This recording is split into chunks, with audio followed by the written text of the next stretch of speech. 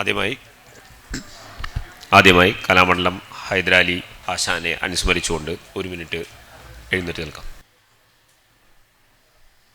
ബഹുമാനപ്പെട്ട യോഗാധ്യക്ഷൻ club president Shri KP Radhakrishnan, ഇന്നത്തെ അനുസ്മരണ പ്രഭാഷണത്തിനായി ഇവിടെ എത്തിച്ചേർന്നിരിക്കുന്ന Shri Kottakkal Ranjith Variyar, club joint secretary Shri Gopi Krishnan, ഇവിടെ എത്തിച്ചേർന്നിട്ടിരിക്കുന്ന എല്ലാ ക്ലബ് മെമ്പർമാരെ, കലാസ്നേഹികളെ, എല്ലാവർക്കും എൻ്റെ വിനീതമായ നമസ്കാരം. തൃശ്ശൂർ കഥകളി ക്ലബിൻ്റെ ആഭിമുഖ്യത്തിൽ സംഘടിപ്പിച്ചിട്ടുള്ള ഈ യോഗത്തിലേക്ക് ഏവരെയും സ്നേഹപൂർവ്വം സ്വാഗതം ചെയ്തുകൊള്ളുന്നു. കഥകളി സംഗീത ശാഖയിൽ വിപ്ലവകരമായ മാറ്റങ്ങൾ കൊണ്ടുവരികയും തൻ്റെ ഗന്ധർവ നാദം കൊണ്ട് ആസ്വാദകരെ വിസ്മയിപ്പിക്കുകയും ചെയ്ത കലാമണ്ഡലം ഹൈദരാലി ആശാൻ്റെ അനുസ്മരണത്തിനായിട്ടാണ് നമ്മളിന്നിവിടെ ഒത്തുകൂടിയിരിക്കുന്നത്. കഥകളി സംഗീതത്തിൻ്റെ തനിമ നിലനിർത്തിക്കൊണ്ട് തന്നെ അതിനെ ജനകീയമാക്കിയ പ്രതിഭയായിരുന്നു അദ്ദേഹം. 2006 ജനുവരി 6 അകാലത്തിൽ പൊലിഞ്ഞുപോയ ആ കലാപ്രതിഭയെ അദ്ദേഹത്തിൻ്റെ ഓർമ്മകൾക്ക് മുന്നിൽ സാഷ്ടാംഗം നമസ്കരിക്കട്ടെ. തൃശ്ശൂർ കഥകളി ക്ലബിൻ്റെ ചിരകാല അഭിലാഷമായ സ്വന്തം കെട്ടിടം കലാമണ്ഡലം ഹൈദരാലി സ്മാരക സാംസ്കാരിക സമുച്ചയം, അതിൻ്റെ പ്ലാൻ, പെർമിറ്റ്, അതുപോലെ തന്നെ കഴിഞ്ഞ വർഷത്തെ ബജറ്റിൽ 2 കോടി രൂപ കേരള ഗവൺമെൻറ് പാസ്സാക്കുകയും ചെയ്ത വിവരങ്ങളൊക്കെ നിങ്ങൾക്ക് എല്ലാവർക്കും അറിയാം. കഴിഞ്ഞ വർഷം അതിൻ്റെ തറക്കല്ലിടുകയും മന്ത്രി K രാജൻ അവർ അതിൻ്റെ തറക്കല്ലിടുകയും ചെയ്തു. എന്നാൽ അതിൻ്റെ പണികൾ നമുക്ക് തുടങ്ങാൻ പറ്റിയിട്ടില്ല. അതിൻ്റെ ടെൻഡർ കേരള ഗവൺമെൻറ് വിളിക്കണം, സാംസ്കാരിക വകുപ്പ് വിളിക്കണം. അത് കഴിഞ്ഞ ഈ തദ്ദേശ സ്വയംഭരണ തെരഞ്ഞെടുപ്പ് കഴിഞ്ഞിട്ടായിരിക്കും അത് ചെയ്യേണ്ടാവുക എന്നാണ് ആദ്യമായി അറിഞ്ഞത്. എന്നാൽ ഇനിയും അതിൻ്റെ ടെൻഡർ നടപടികൾ ആയിട്ടില്ല. ടെൻഡർ ഇപ്പോഴും വിളിച്ചിട്ടില്ല. സർക്കാരിൻ്റെ ഭാഗത്തുനിന്ന് വിളിക്കണം, എന്നാലേ നമുക്കിനി അടുത്ത സ്റ്റെപ്പിലേക്ക് അത് കൊണ്ടുപോകാൻ പറ്റുള്ളൂ. നമ്മുടെ പ്രസിഡൻ്റ് ഉൾപ്പെടെയുള്ളവർ സാംസ്കാരിക, ഫിനാൻസ് അല്ലെങ്കിൽ റവന്യൂ വകുപ്പുകളുമായി നിരന്തരം സമ്പർക്കം പുലർത്തുന്നുണ്ട്.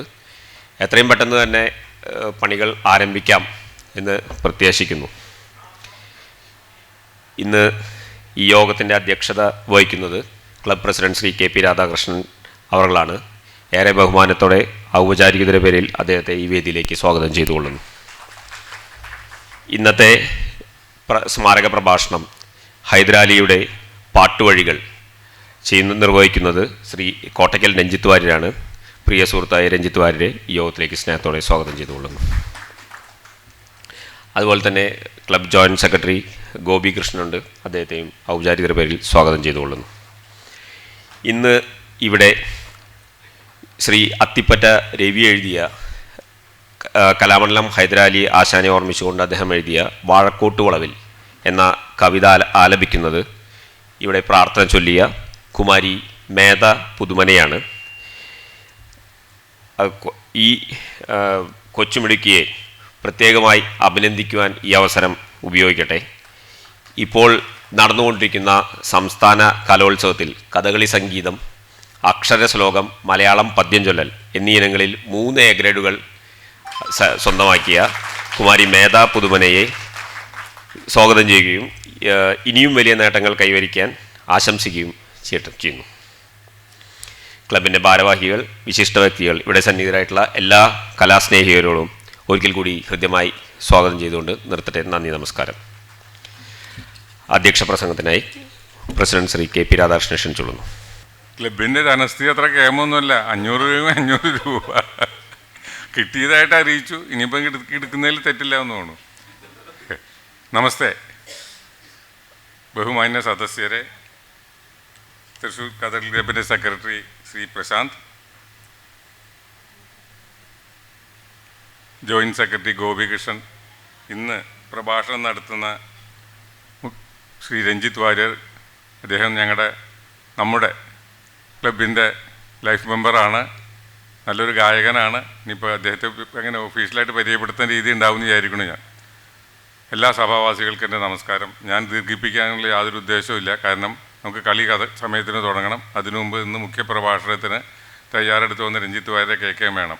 നേരത്തെ സെക്രട്ടറി ഇത് ഹൈദരാലിയുടെ സ്മാരകത്തെപ്പറ്റി പറഞ്ഞ കാരണം 2 വാക്ക് പറയാമെന്ന് മാത്രമേ അതിനെ പറ്റിയിട്ട്. അതിങ്ങനെ സർക്കാരിൻ്റെ ചുവപ്പ് നാടാണെന്ന് നമുക്ക് അറിയാമല്ലോ. നമുക്ക് ഒരുപാട് സ്വാധീനമുള്ള ആൾക്കാരൊക്കെ ഉണ്ട്, മന്ത്രിമാരടക്കമുണ്ട്. പക്ഷേ വിചാരിച്ച പോലെയൊന്നും കാര്യങ്ങൾ നടക്കും. ഇന്ന് കാലത്തും കൂടി, ഇന്ന് ഞായറാഴ്ച ആയിട്ടും കൂടി ഇന്ന് ഫൈനാൻസ് മിനിസ്റ്ററുടെ സെക്രട്ടറിക്ക് വിളിച്ച്, അപ്പോൾ ഇന്ന് അയാളെ കിട്ടുള്ളൂ. കാരണം 29-ാം തീയതി ബഡ്ജറ്റാണ്. അയാൾ ഭയങ്കര തിരക്കില്ല. കഴിഞ്ഞ 2 ഞായറാഴ്ച വിളിച്ചപ്പോഴും കിട്ടിയില്ല. ഡൽഹിയിലും തിരുവനന്തപുരത്തുള്ള ഡിസ്കഷനിലായിരുന്നു ബഡ്ജറ്റിന്. ഇന്ന് വിളിച്ചപ്പോൾ അയാളൊരു മെസ്സേജ് അയച്ചു.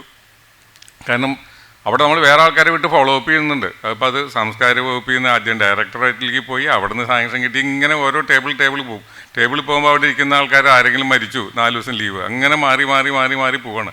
ഇനിയിപ്പോൾ ഇലക്ഷൻ ഡിക്ലെയർ ചെയ്ത് ഇനിയും നീണ്ടുപോകും. കാരണം ഡീറ്റെയിൽഡ് പ്രോജക്റ്റ് റിപ്പോർട്ട് അവിടെ കൊടുത്തു. അതിന് അഡ്മിനിസ്ട്രേറ്റീവ് സാങ്ഷൻ കിട്ടിയാൽ നമുക്ക് ടെൻഡർ വിളിക്കാം. നമ്മളല്ല ടെൻഡർ ഗവൺമെൻറ്റാണ് വിളിക്കുന്നത്. ഗവൺമെൻറ് വിളിക്കാമെന്ന് പറയലുള്ളൂ, നമ്മൾ തന്നെ ചെയ്യണതൊക്കെ, അല്ലെങ്കിൽ നീണ്ടുപോകും പിന്നെ.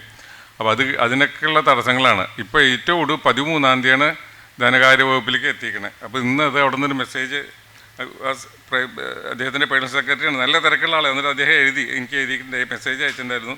ഞാനത് മനസ്സിലാക്കിയിട്ട് അണ്ടർ സെക്രട്ടറിയോട് പറഞ്ഞിട്ട് ആവുന്നത്ര വേഗം അയക്കാമെന്ന്. ഇന്നലെ അവിടെ ഒരാളെ വിട്ട് അന്വേഷിപ്പിച്ചപ്പോൾ അവിടെ ഇരിക്കണ ചേച്ചി മാഡം പറഞ്ഞെന്താ വെച്ചാൽ, എന്തായാലും എത്ര തിരക്ക് പിടിച്ചാലും കാര്യം ഇവിടുന്ന് പോകുമ്പോൾ തന്നെ 2 ആഴ്ചയെങ്കിലും എടുക്കുന്നു അവരുടെ ടേബിളിൽ നിന്ന് പോകാൻ. അപ്പം അങ്ങനെയാണ് കാര്യങ്ങൾ പോണത്. ഞാനും പ്രശാന്തൊക്കെ സെക്രട്ടറി പല പ്രാവശ്യം ഇതിനിടയ്ക്ക് പറഞ്ഞത്, ഇപ്പോൾ കിട്ടിയത് നമുക്ക് അനുഗ്രഹമാണോ ശാപമാണോ എന്നുള്ള ഗവൺമെൻറ് 2 കോടി തരാമെന്ന് പറഞ്ഞത്. കാരണം അതിൻ്റെ പേരിലാണ് നമ്മൾ ഒരുപാട് നീണ്ടുപോയത്. അത് തരുന്ന ഉറപ്പുണ്ട്. ഇപ്പോഴുള്ള ഇതിലൂടെ നമുക്ക് അതിന് ധനകാര്യമന്ത്രിയായിട്ടും സാംസ്കാരിക വകുപ്പായിട്ട് അത് കൂടുതലില്ല. പക്ഷേ നമ്മുടെ റവന്യൂ മിനിസ്റ്റർ രാജൻ ആദ്യമേ മുതൽ സ്ഥലം കിട്ടാൻ വേണ്ടി തന്നെ അന്ന് മുതൽ തുടങ്ങി നമ്മളൊപ്പം നിൽക്കുന്ന ആളാണ്. അപ്പോൾ അദ്ദേഹം ഉണ്ടെങ്കിൽ നടക്കും കാര്യം. ഇനിയിപ്പോൾ സർക്കാർ മാറി വന്ന ആര് വന്നാലും അത്ര എളുപ്പമാവില്ല. ഇതുപോലത്തെ ഒരു സാഹചര്യം ആയിരിക്കില്ല. എന്നാലും നമുക്ക് നടത്താൻ വിചാരിക്കണം. അല്ലെങ്കിൽ വേറെ എന്തെങ്കിലും തരത്തിൽ നമുക്ക് ഫണ്ടൊക്കെ കിട്ടും. എന്തായാലും അതാണ് നമ്മുടെ ഏറ്റവും പ്രധാനപ്പെട്ടൊരു പ്രയോറിറ്റി ആയിട്ടിരിക്കുന്ന കാര്യം. നമ്മുടെ വിചാരിച്ച ഇതിപ്പോൾ അടുപ്പവും സ്വാധീനമൊക്കെ ഉണ്ടായിട്ടും ആഴ്ചയിൽ 2-3 പ്രാവശ്യമെങ്കിലും 3-4 പ്രാവശ്യം ഈവൻ പ്ലാനിംഗ് ബോർഡ് മെമ്പർ ഒരാളുണ്ട്, അയാളുടെ അടുത്ത് പറഞ്ഞ് അയാളെ വിട്ട്, കാരണം ഇവിടുന്ന് പോകാമെന്നാണ് എളുപ്പമല്ല, തിരുവനന്തപുരത്ത് എത്തണ്ടേ. ഇതൊക്കെ അന്വേഷിച്ചിട്ട് ഇങ്ങനെ തട്ടിയും തടഞ്ഞ് നടന്ന് പോവുകയാണ്. ഈ ഇലക്ഷൻ ഡിക്ലെയർ ചെയ്യുന്നതിന് മുമ്പ് അത് കിട്ടി, അഡ്മിനിസ്ട്രേറ്റീവ് സാങ്ഷൻ കിട്ടി, ടെൻഡർ വിളിച്ചാലേ നമുക്കത് തുടങ്ങാൻ പറ്റുള്ളൂ. തുടങ്ങിക്കഴിഞ്ഞാൽ നടന്നു പോകും കുറേയൊക്കെ, അല്ലെങ്കിൽ പിന്നെയും നീണ്ടുപോകും ഇലക്ഷൻ വരുമ്പോൾ. അതിന് കിട്ടാൻ വേണ്ടി പ്രാർത്ഥിക്കാൻ തന്നെ നിർത്തിയുള്ളൂ. അപ്പോൾ അതാണ് പ്രധാനപ്പെട്ട ഹൈദരാലിയായിട്ട് ബന്ധപ്പെട്ട പ്രധാനപ്പെട്ട കാര്യം. പിന്നെ ഹൈദരാലിയെ പറ്റി പറയുമ്പോൾ എനിക്ക് 70 മുതൽ നല്ല വ്യക്തിപരമായിട്ട് വളരെ അടുപ്പമുള്ള ആളായിരുന്നു. കാരണം എൻ്റെ ചേട്ടൻ FICTയിൽ വർക്ക് ചെയ്തായിരുന്നു. എൻ്റെ 2 ചേട്ടന്മാരായിട്ട് അടുപ്പം. ഇങ്ങനെ പഠിക്കുന്ന കാലത്ത് പോലും മൂത്ത ചേട്ടനായിട്ടും ജോലി കിട്ടിയതിന് ശേഷം 2ാമത്തെ ചേട്ടൻ്റെ അടുപ്പമായിരുന്നു. ആ നിലയ്ക്ക് ഞാൻ മഹാരാജാസിൽ പഠിക്കുമ്പോഴൊക്കെ അവിടെ FICT പോയി കളിയും കാണാറുണ്ട്. അന്ന് അവർക്ക് നല്ലൊരു ട്രൂപ്പും ഉണ്ടായിരുന്നു. FICTയുടെ കഥകളി സ്കൂളുണ്ടായിരുന്നു. അത് കൂട്ടാണ്ട് ഒരു ഫാക്ടറി ലളിതാ കലാകേന്ദ്രം ഉണ്ടായിരുന്നു. ലളിതാ കലാകേന്ദ്രത്തിൽ മാസത്തിലെ ഒരു കളി, അല്ലെങ്കിൽ 2 മാസം കൂടുമ്പോൾ ഒരു കളി ഉണ്ടാവാറുണ്ട്. കൃഷ്ണനാരടക്കം. കൃഷ്ണനാർ അവിടുത്തെ ഒരു ഗസ്റ്റ് ആർട്ടിസ്റ്റ് പോലെയാണ്, സ്ഥിരക്കാരനല്ല. സ്ഥിരമായിട്ടുണ്ടായിരുന്നത് വൈക്കം കരുണാകരൻ നായർ, പിന്നെ മറ്റേ എംബ്രാന്തിരി ഹൈദരാലിയും പാട്ടിന് കുടമാളൂരും ഗസ്റ്റ് ആർട്ടിസ്റ്റായിരുന്നു. അങ്ങനെയാണ് ഈ കൃഷ്ണനായർ അതേ സ്റ്റാറ്റസ്. പക്ഷേ MK നായരുള്ള കളിക്കൊക്കെ ഇവരെ വിളിക്കും. അപ്പോൾ അതിന് പാട്ട് പാടാനായിട്ട് അന്ന് ഹൈദരാലി എംബ്രാന്തിരിയൊക്കെ ഒരുമിച്ച് ഗംഭീരമായിട്ട് പാടി കേട്ടിട്ടുണ്ട്. പ്രത്യേകിച്ച് മഞ്ജുതരൊക്കെ പാടുന്നതിൻ്റെ ഒരു ഭംഗി, 2 പേരും അങ്ങോട്ട് മാറി പാടാറുണ്ട് ആ കാലത്തൊക്കെ. പിന്നീടൊക്കെ മാറി. പിന്നീട് പല യാസാധുവരെ കൂടിയിട്ട് അവരെ കുറച്ച് അകത്തിയിട്ടൊക്കെ തോന്നുന്നു. എന്തായാലും അവർ തമ്മിൽ അങ്ങനെയൊന്നും ഉണ്ടായിരുന്നില്ല. വ്യക്തിപരമായിട്ട് എനിക്കറിയാം, നല്ല ബന്ധം തന്നെ. ഹൈദറിന്ന് തന്നെ എംബ്രാന്തിരി വിളിക്കാറുള്ളൂ. ഏതൊരു സിനിമ വന്ന് ഞാൻ കണ്ടില്ല സിനിമ, അതുകൊണ്ട് തന്നെ അത് നേരെ വിപരീതമായിട്ടാണ് കാണിച്ചതെന്നൊക്കെ പറഞ്ഞു കേട്ടു. അതുകൊണ്ട് തന്നെ ഞാൻ കാണാൻ പോയില്ല. അവരങ്ങനെയൊന്നും വ്യക്തിപരമായിട്ട് അങ്ങനെ അത്ര വലിയ വിദ്വേഷം പുലർത്തിയിരുന്നില്ല എന്നാണ് ഞാൻ മനസ്സിലാക്കുന്നത്. അവർ 4 പേരും പ്രത്യേകിച്ചും കലാമണ്ഡലം കേശവൻ, ചാലക്കുടി അംബീഷൻ, ഇവർ ഹൈദരാലിയും എംബ്രാന്തിരി, ഇവർ തമ്മിൽ വളരെ അടുത്ത ബന്ധമുള്ള ആൾക്കാരായിരുന്നു. അവരൊക്കെ കഥകളി സ്കൂളുകൊണ്ട് തന്നെ പ്രധാനപ്പെട്ട് രക്ഷപ്പെട്ടു പോയ ആൾക്കാരൊക്കെയാണ്. അല്ലെങ്കിൽ പലയിടത്തും ഇവൻ പുറമെ പരിപാടിയെ കിട്ടുമായിരിക്കും, ഇല്ല എന്നല്ല, ഒരു സാമ്പത്തിക സുസ്ഥിരത ഉണ്ടായത് അവിടെ വർക്ക് ചെയ്തുകൊണ്ട് തന്നെയാണ്. എന്തായാലും നിങ്ങളെല്ലാവരും കേൾക്കാൻ വേണ്ടി കാത്തിരിക്കുന്നത് ഹൈദരാലിയുടെ പാട്ടുവഴികളാണ്. പാട്ടുവഴികളെ പറ്റി ആധികാരികമായിട്ട് പറയാനായിട്ട് രഞ്ജിത്ത് വാര്യരുണ്ട്. അദ്ദേഹത്തിനെ ഞാൻ അതിലേക്ക് ക്ഷണിക്കുന്നു. നിർത്തുന്നു. നന്ദി, നമസ്കാരം. അടുത്തതായി ശ്രീ അത്തിപ്പറ്റ രവി എഴുതിയ കവിതയുടെ ആലാപനം വാഴക്കോട്ട് വളവിൽ കുമാരി മേധ പുതുമന. ശ്രീ അത്തിപ്പറ്റ രവിയുടെ വാഴക്കോട്ട് വളവിൽ.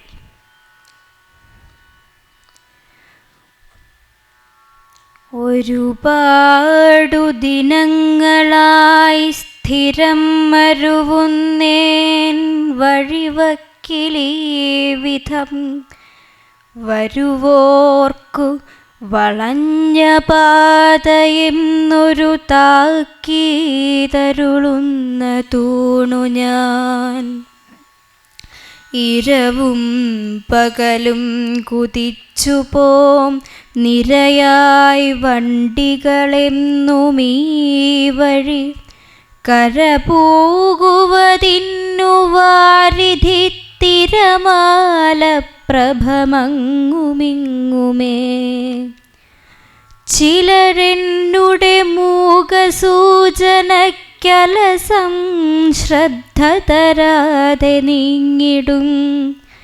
പല നാളിതു കാൺകിലും മനസ്സുലയാതെ തുടരും നിധിത്തൊഴിൽ. കതിരോന്മറവായി നിശീധിനീപതി പാൽ പുഞ്ചിരി തൂകിയൊരു നാൾ ഇതിലേയൊരു കാരണഞ്ഞു സന്മതി പൂണ്ടെന്നോടടുത്തു നിൽക്കയായി.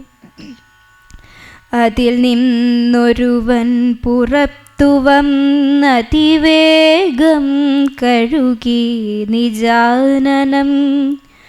ശ്രുതിശുദ്ധിയോടൊന്നു മൂളി എൻ ശ്രുതിയിൽ തേന്മഴ പെയ്ത പോൽ യമൻ. പുലരിക്കതിരെത്തുവോളമിങ്ങലതല്ലീ ഹൃദയത്തിലാസ്വരം. കലതൂകിന തേന്നുണഞ്ഞ വൻശിലയും മെല്ലെ അലിഞ്ഞു പോയിടും. ഇരുനാഴിക നീങ്ങി ലോറിയൊന്നൊരു വേഗം മണലേറ്റിയെത്തവേ. കരുതാതതിടിച്ചഹോ മറിഞ്ഞൊരു കാർ മുറ്റുമുടൻ തകർന്നു പോയി. ഇരുനാഴിക നീങ്ങി ലോറിയൊന്നൊരു വേഗം മണലേറ്റിയെത്തവേ. കരുതാതതിടിച്ചഹോ മറിഞ്ഞൊരു കാർ മുറ്റുമുടൻ തകർന്നു പോയി. സ്റ്റിയറിങ്ങിലമർന്നുടഞ്ഞ നെഞ്ചുയരെ തേങ്ങിയ രാഗവും യമൻ. നിയതിക്കിതുമട്ടു നിർദ്ദയം നിയമത്തെറ്റു ഭവിച്ചിടാവതോ. ഇതിനോ പ്രിയഗായകൻ തിരിച്ചിതിലേ വന്നതു ഹന്ത ദൈവമേ. ചതിയിങ്ങനെ ദുർവിധിക്കു ചെയ്വതിനായി ആയമനോ നിമിത്തമായി. കളഗാനരസാമൃതം ചൊരിഞ്ഞിളയിൽ പൂങ്കുയിലായി പറന്നവൻ. പ്രളയം വരെ ഇജ്ജനത്തിനീ വളവിൽ ശോകവിമൂകവർണ്ണമാം. കീഴാറ്റൂരം നളന്തൻ കഥ വിധിയുടെ ദുശ്ശീലമാണെന്നു ശബ്ദം താഴാതെ തൻ ധനാശിപദം അനുപമമായി പാടി ആ ഹൈദരാലി. വാഴാനോ നിശ്ചയിച്ചു സുരനഗരിയിൽ ഒട്ടാസ്മൃതിക്കുണ്ടിൽ. ഈ നാം വാഴാറായി ദുർനിവാര്യം വിധി. ജനുവരിയം ജപ്തിയാൽ ആർത്തി വിങ്ങി. നന്ദി. ഹൈദരാലിയുടെ പാട്ടുവഴികളുടെ പ്രഭാഷണത്തിനായി ശ്രീ കോട്ടക്കൽ രഞ്ജിത്ത് വാര്യരെ ക്ഷണിച്ചോളൂ. അതിമൂലമിതം നാളിൽ നാളിൽ വരും. അതിമൂലമിതാളിൽ നാളിൽ വരും. ആദിമൂലം വരുമാതിമൂലമിതം നാളിൽ നാളിൽ വരുമാതിമൂലമിതം നാളിൽ നാളിൽ വരുമാതിമൂലമിതം നാളിൽ നാളിൽ വരുമാതിമൂലമിതം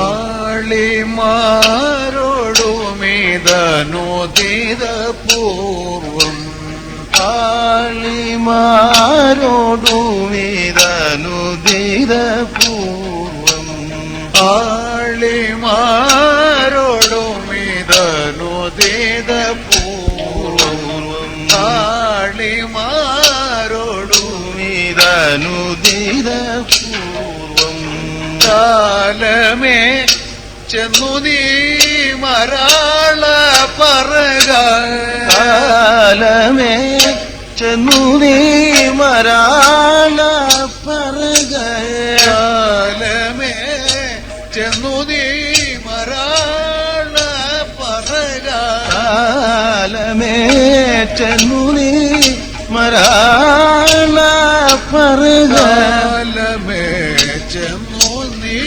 മരാള പറക കാലമേ ചെന്നു നീ മരാള പറക പാലനോടിതെല്ലാം പ്രതിപാലിതവസരം നരപാലനോടിതെല്ലാം പ്രതിപാലിതവസരം നരപാലനോടിതെല്ലാം പ്രതിപാലിതവസരം നരപാലനോടിതെല്ലാം പ്രതിപാലിതവസരം.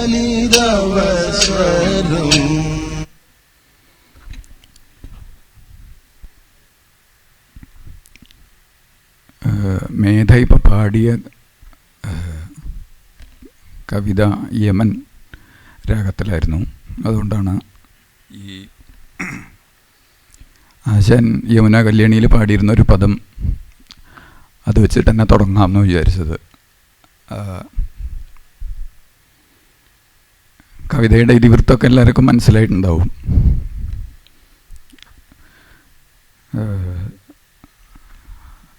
ചില കലാകാരന്മാരെ അവരറിയപ്പെടുന്നത് ഏറ്റവും പ്രധാനപ്പെട്ട അവരുടെ ഒരു പ്രത്യേകത കൊണ്ടായിരിക്കും.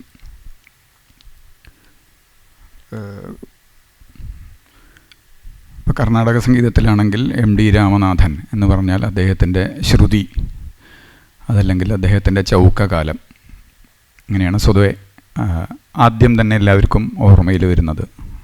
ഇനി അതല്ലെങ്കിൽ G.N. ബാലസുബ്രഹ്മണ്യം എന്ന് പറഞ്ഞു കഴിഞ്ഞാൽ അദ്ദേഹത്തിൻ്റെ ഭൃഗ, അതല്ലെങ്കിൽ അദ്ദേഹത്തിൻ്റെ വേഗതയുള്ള സംഗീതം, ഇങ്ങനെയാണ് പൊതുവെ. ഹൈദരലി ആശാൻ്റെ കാര്യമെടുത്ത് പറയുകയാണെങ്കിൽ ഈ സമൂഹത്തിൽ അദ്ദേഹം നേരിട്ടിട്ടുള്ള, അദ്ദേഹത്തിനുണ്ടായിട്ടുള്ള യാതനകളോ അദ്ദേഹത്തിൻ്റെ ജീവിത പശ്ചാത്തലമോ അദ്ദേഹത്തിൻ്റെ ജീവിതത്തിൽ നേരിടേണ്ടി വന്നിട്ടുള്ള ബുദ്ധിമുട്ടുകൾ, അതിനെ എങ്ങനെ തരണം ചെയ്തു, ഈ വക കാര്യങ്ങളാണ് പൊതുവെ ആദ്യം തന്നെ ചർച്ചയാവാറുള്ളത്. പിന്നീട് രണ്ടാമത് വളരെ ഊഷ്മളമായിട്ടുള്ള അദ്ദേഹത്തിൻ്റെ സ്വഭാവം, അദ്ദേഹത്തിൻ്റെ സൗഹൃദം, അദ്ദേഹം എങ്ങനെയാണ് വ്യക്തിബന്ധങ്ങൾ സൂക്ഷിച്ചിരുന്നത്, ഇങ്ങനെയൊക്കെയാണ് ആദ്യം ഏതൊരാളും ഹൈദരാലി ആശാനെ കുറിച്ച് ആലോചിക്കുമ്പോൾ ആദ്യം ഓർമ്മ വരുന്നത് ഈ കാര്യങ്ങളായിരിക്കും.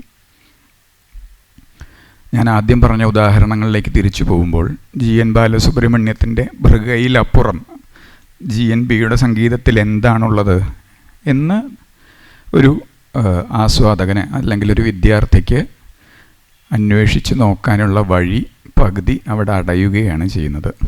അല്ലെങ്കിൽ M.D. രാമനാഥൻ്റെ സംഗീതത്തിൽ ശ്രുതിക്കപ്പുറം എന്തായിരുന്നു MDRൻ്റെ സംഗീതം, അതല്ലെങ്കിൽ പതിഞ്ഞ കാലത്തിൽ പാടുക എന്നതിലപ്പുറം എന്താണ് ആ സംഗീതത്തിൻ്റെ മാഹാത്മ്യം, അതറിയാനുള്ള വഴി അവിടെ അടഞ്ഞു പോവുകയാണ് ചെയ്യുന്നത്. ഒട്ടും വ്യത്യസ്തമല്ല ഹൈദരലി ആശാൻ്റെ കാര്യത്തിലും. ഈ സ്വഭാവ സവിശേഷതയും ജീവിത പശ്ചാത്തലവുമൊക്കെ ചർച്ച ചെയ്യുമ്പോൾ പലപ്പോഴും നമ്മൾ വിട്ടുപോകുന്നത്, മനഃപൂർവ്വമല്ലെങ്കിൽ കൂടി മറന്നു പോകുന്നത്, അതല്ലെങ്കിൽ ഇപ്പോൾ ഇന്നലെയാണ് ഒരു ഓർമ്മ പുതുക്കി നോക്കിയപ്പോൾ 20 വർഷമായി നമ്മൾ നേരിട്ട് അദ്ദേഹത്തിൻ്റെ ശബ്ദം കേട്ടിട്ടില്ല. സ്വാഭാവികമായിട്ടും 20 വർഷം ഉണ്ടാക്കിയിട്ടുള്ള ഒരു ഇടവേള, ഒരു പക്ഷേ നമ്മൾ സംഗീതത്തിൻ്റെ സൂക്ഷ്മ തലങ്ങളിൽ പെട്ട ചില കാര്യങ്ങൾ വിട്ടുപോകാനുള്ള സാധ്യതയുണ്ട്, അല്ലെങ്കിൽ മറന്നു പോകാനുള്ള സാധ്യതയുണ്ട്. അപ്പോൾ ഇതൊരു അനുസ്മരണമായിട്ട് കണക്കാക്കരുത്. ഹൈദരലി ആശാൻ്റെ സംഗീത വഴി, പാട്ട് വഴി, അപ്പോൾ ആ വഴിയിലൂടെ ഒരു ആസ്വാദകൻ എന്നുള്ള നിലയ്ക്ക്, ഒരു വിദ്യാർത്ഥി എന്നുള്ള നിലയ്ക്ക് ആ സംഗീത വഴിയെക്കുറിച്ച് മാത്രം സംസാരിച്ച് ഉള്ള സമയത്തിൻ്റെ ഉള്ളിൽ പെട്ടെന്ന് അതിനെ എല്ലാ ഭാഗവും ഒന്ന് തൊട്ടുവരാം എന്ന് വിചാരിക്കുകയാണ്. അദ്ദേഹത്തിൻ്റെ വ്യക്തിപരമായ കാര്യങ്ങളെക്കുറിച്ച് എല്ലാവർക്കും പറയാനുണ്ടാവും. ഒരുപക്ഷെ എന്നേക്കാൾ അധികം അദ്ദേഹത്തിൻ്റെ പാട്ട് കേൾക്കുകയും അദ്ദേഹവുമായിട്ട് ബന്ധം നിലനിർത്തുകയും ചെയ്തിട്ടുള്ള ആളുകളായിരിക്കും ഇവിടെയുള്ളവരെല്ലാവരും. ആർക്കും അറിയാത്ത കാര്യങ്ങളല്ല പറയാൻ പോകുന്നത്, പക്ഷേ നമ്മൾ വീണ്ടും വീണ്ടും സ്മരിക്കേണ്ടതുണ്ട്. അതല്ലെങ്കിൽ വീണ്ടും വീണ്ടും നമ്മൾ മനസ്സിലാക്കാനും പഠിക്കാനും ശ്രമിക്കേണ്ട ഒരു പാട്ട് വഴിയാണ് എന്ന് വീണ്ടും വീണ്ടും നമ്മളെ തന്നെ പറഞ്ഞുറപ്പിക്കാനാണ് ഈ കുറച്ച് സമയം ഉദ്ദേശിക്കുന്നത്. പ്രശസ്തി ഏതൊരു കലാകാരൻ്റെയും സംഗീത ജീവിതത്തിൽ ആവശ്യമുള്ളതാണ്. അതല്ലെങ്കിൽ അയാളുടെ നിലനിൽപ്പിൻ്റെ അടിസ്ഥാനം എന്ന് പറയുന്നത് അയാൾക്ക് കിട്ടുന്ന സ്വീകാര്യതയാണ്. വളരെ യാദൃശ്ചികമാണ്. നമ്മൾക്ക് ഇന്നത്തെ എല്ലാ എന്നത്തെയും പശ്ചാത്തലത്തിൽ ഗോപിയാശാൻ ഇവിടെ ഉണ്ടായിരുന്ന സമയത്ത് പറഞ്ഞു, എല്ലാ കാലത്തും നമ്മൾ പുതുമയെ അന്വേഷിച്ചു കൊണ്ടിരിക്കണം. കാരണം പുതിയ കാര്യങ്ങളാണ് നമ്മളെ പെട്ടെന്ന് നമ്മളെന്ന് വെറുതെ ഇരിക്കുന്ന സമയത്ത് ഒരു പുതിയ കാര്യം കിട്ടിയാൽ നമുക്കെല്ലാം ഈ റിഫ്രഷ് ബട്ടൺ ഞെക്കുന്നത് പോലെയാണ്. ഭൈരവിയിലെ ഒരു ശകലം കേൾപ്പിക്കാം. ഗോപിയാശാൻ ഉണ്ടാവില്ല എന്നുള്ള ആത്മവിശ്വാസത്തിൽ ഞാൻ കൊണ്ടുവന്നതാണ്.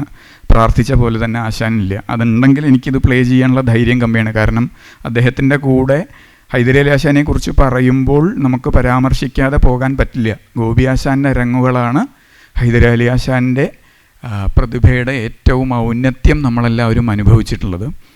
ഒരു ചെറിയൊരു ഉദാഹരണം ഒന്ന് പ്ലേ ചെയ്ത് കേൾപ്പിക്കാം.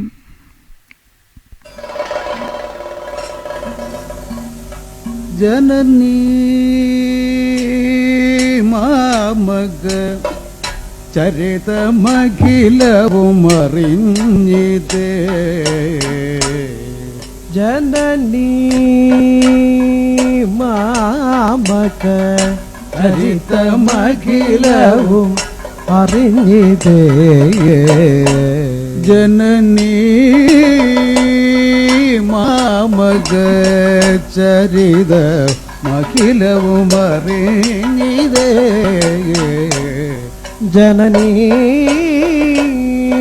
മാമക ചരിതമഖിലവും അറിഞ്ഞിതേ, ജനനീ മാമക ചരിതമഖിലവും അറിഞ്ഞിതേ. ഇതിൽ ഈ 3 വരികളിൽ ഭൈരവി എല്ലാം ഉണ്ട്. എല്ലാവരും ഇങ്ങനെയല്ലേ പാടണമെന്ന് ചോദിച്ചാൽ അതെ. പക്ഷേ ഇതിലെ ചില സൂക്ഷ്മമായിട്ടുള്ള സംഗതികൾ അദ്ദേഹം വളരെ നിഷ്കർഷയോടുകൂടി പാടിയിരുന്നു. പകരി ഈ സാധനം ഒരു ക്ലാസിക് ഭൈരവിയുടെ ലക്ഷണമാണ്. കാരണം ശുദ്ധദൈവതം വന്ന് പിന്നെ അവരോഹണക്രമത്തിൽ വരണതാണ്. ഒരു ജനനീ മാമവ കീർത്തനം പാടുമ്പോൾ 1, 2, 3 സംഗതി എങ്ങനെ നൊട്ടേറ്റ് ചെയ്ത് ഞങ്ങൾ പഠിക്കുന്നു, അതുപോലെയാണ് ഈ ഒരു കഥയിൽ അദ്ദേഹം ഈ കൃതി പാടാറ്. ഇതിൽ പാടിയിട്ടുള്ള നീ ജനനീ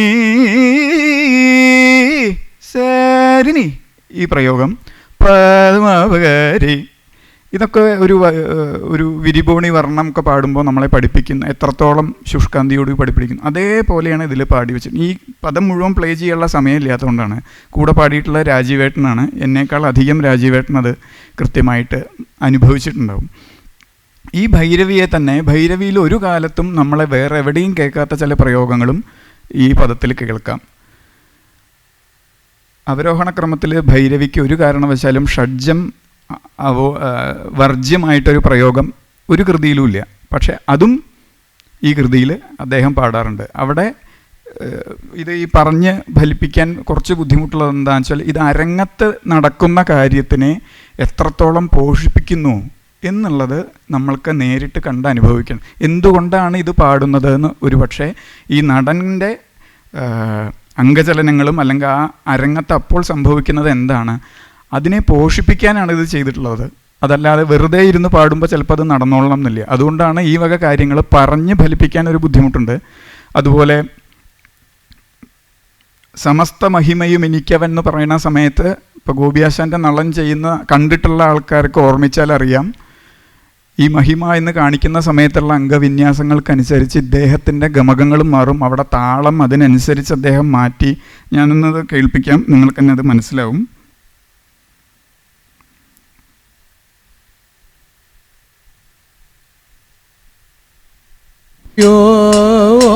ധനനെ പിരിഞ്ഞു ഞാൻ പോരുകയില്ലല്ലോ, ദുര്യോധനനെ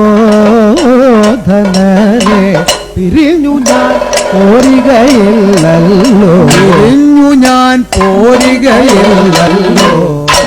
സമസ്ത മഹിമയും എനിക്കവ, സമസ്ത മഹിമയും എനിക്കവ, സമസ്ത മഹിമയോ എനിക്കവ, സമസ്ത മഹിമയും എനിക്കവ, സമസ്ത മഹിമയും എനിക്കവ, സമസ്ത മഹിമയും എനിക്കവൻ, സമസ്ത മഹിമയും എനിക്കവ, സമസ്ത മഹിമയും എനിക്കവൻ, സമസ്ത മഹിമയും എനിക്കവൻ, സമസ്ത മഹിമയും എനിക്കവൻ, സമസ്ത മഹിമയും എനിക്കവൻ,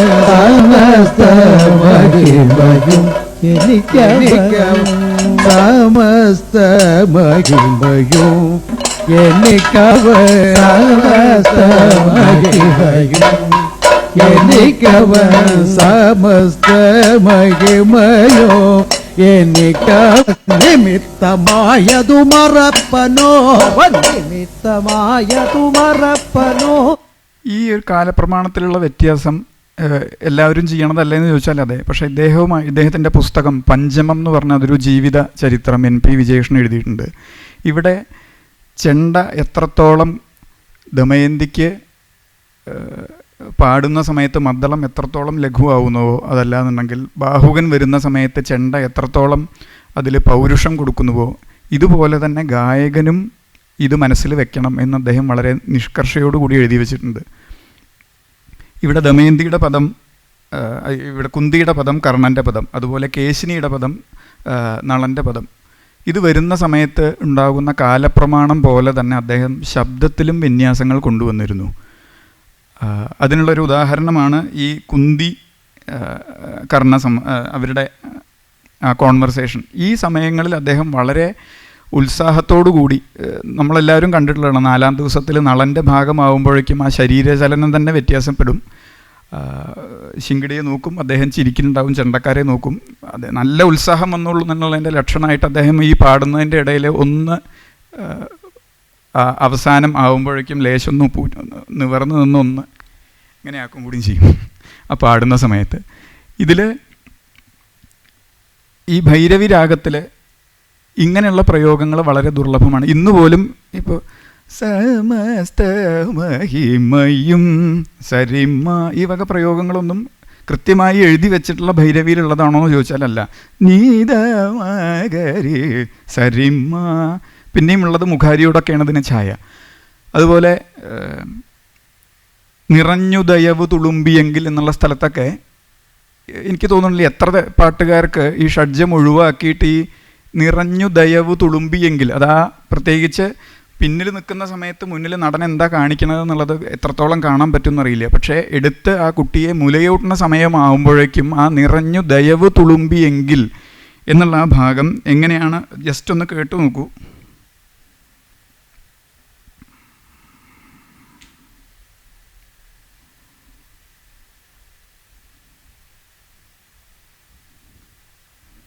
അവനെ നദിയിലൊഴുക്കിടുമ്പോൾ ഭവതി തന്നുടെ ഹൃദയത്തിൽ നിറഞ്ഞു ദയവു തുളുമ്പിയെങ്കിൽ നിറഞ്ഞു ദയവു തുളുമ്പിയെങ്കിൽ നിറഞ്ഞു ദയവു തുളുമ്പിയെങ്കിൽ നിറഞ്ഞു ദയവു തുളുമ്പിയെങ്കിൽ നിറഞ്ഞു ദയവു തുളുമ്പിയെങ്കിൽ നിറഞ്ഞു ദയവു തുളുമ്പിയെങ്കിൽ നിറഞ്ഞു ദയവു തുളുമ്പിയെങ്കിൽ നിറഞ്ഞു ദയവു തുളുമ്പിയെങ്കിൽ നിറഞ്ഞു ദയവു തുളുമ്പിയെങ്കിൽ നിറഞ്ഞു ദയവു തുളുമ്പിയെങ്കിൽ. ഈ ഷഡ്ജം ഒഴിവാക്കുന്നത് കൊണ്ടാണ് ആ ദയവ് തുളുമ്പുന്നതായിട്ട് നമുക്ക് തോന്നുന്നത്. ഇത് ഒരു ഭൈരവിയിലും വേറെ ഞാൻ കേട്ടിട്ടില്ല. ഈ ഒരു പദത്തിലല്ലാതെ ഈ അവരോഹണ ക്രമത്തിൽ ഷഡ്ജം ഒഴിവാക്കി ദയവ് തുളുമ്പുന്ന ആ ഒരു പ്രതീതി ഉണ്ടാക്കുന്നത്. ഇങ്ങനെ ഇഷ്ടം പോലെ ഉദാഹരണങ്ങൾ പറയാം. അപ്പോൾ പ്രധാന രാഗങ്ങളാണെങ്കിൽ കൂടിയും അദ്ദേഹം അത് എങ്ങനെ അരങ്ങത്തേക്ക് പാകമായി, നടൻ്റെ ചലനങ്ങൾക്ക് പാകമായി അവതരിപ്പിക്കാം എന്നുള്ളതിൽ ശരിക്കും ഒരുപാട് പഠിച്ച് ചെയ്യണതാണ് എന്നാണ് എനിക്ക് മനസ്സിലാവുന്നത്. അതല്ലാതെ പെട്ടെന്ന് അരങ്ങത്ത് തോന്നി ചെയ്യുകയാണ് എന്ന് തോന്നുന്നില്ല. പക്ഷേ പല തവണ ഇത് കേട്ട് കേട്ട് കേട്ട് അദ്ദേഹം അതിന് എപ്പോഴും തോന്നിയിട്ടുണ്ട്, അദ്ദേഹം നടന് അല്ലെങ്കിൽ ഈ കഥാപാത്രത്തിന് വേണ്ടി എങ്ങനെയാണോ ഇപ്പോൾ ഒരു സിനിമയിൽ എങ്ങനെയാണോ ഡബ്ബ് ചെയ്യുന്നത് അതുപോലെയാണ് ഇദ്ദേഹം പദം പാടിയിരുന്നത് എന്നാണ് മനസ്സിലാവുന്നത്. എല്ലാവരും കണ്ടിട്ടുണ്ടാവും, അല്ലെങ്കിൽ എല്ലാവരും പറയാറുള്ളൊരു ഭാഗമാണ് ഉചിതമപര വരണോദ്യമം. ഈ ഭാഗം ഉചിതം എന്ന് പറയുന്ന സമയത്ത് കൈ മുകളിലെത്തി നിൽക്കുന്ന സമയത്ത് അദ്ദേഹം നിർത്തുന്നു എന്ന് അതെല്ലാവരും പറയുന്നതാണ്. അതല്ലാതെ ഈ കർണശബ്ദത്തിൽ തന്നെ ഒരു ഭാഗമുണ്ട്. അതാ അവസരം ഞാൻ പറയാം, അതിന് ശേഷം ഇതൊന്ന് കേട്ടു നോക്കൂ. കർണാമതീതം അത് കഴിഞ്ഞ് ആത്മജ പൊറുക്കൂ എന്ന് പറയുന്ന ആ ഭാഗത്ത് ആദ്യത്തെ ആവർത്തി കഴിഞ്ഞാൽ പിന്നീട് കർണൻ ഗോപിയാശാൻ വന്നിട്ട് ആദ്യം ചെയ്യുന്നത് എന്താ വെച്ചാൽ ഈ കുന്തിയുടെ വായ ഇങ്ങോട്ട് പൊത്തിപ്പിടിക്കുക ചെയ്യുക. ആ സമയത്ത് എങ്ങനെയാണ് ആശാൻ പാടുന്നതെന്നുള്ളത് ഞാൻ പറയണില്ല, നിങ്ങളൊന്ന് കേട്ടു നോക്കൂ.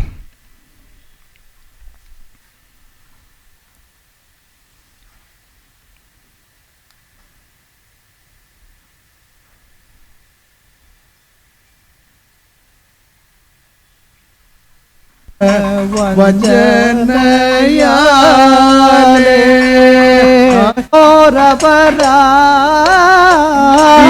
ഞാൻ ചെയ്തോരപരാധം ആത്മജ പൊറുക്കൂ ആത്മജ പൊറുക്കൂ ആത്മജ